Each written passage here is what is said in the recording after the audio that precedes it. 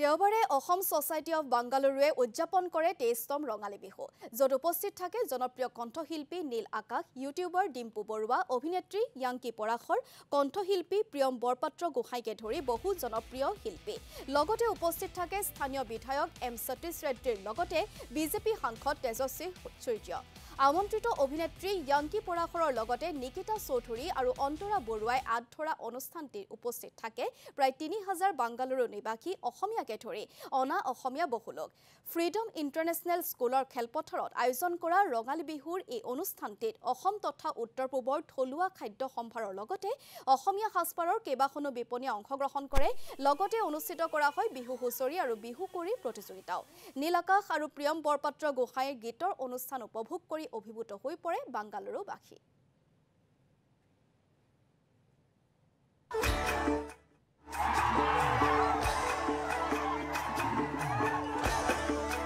Peace,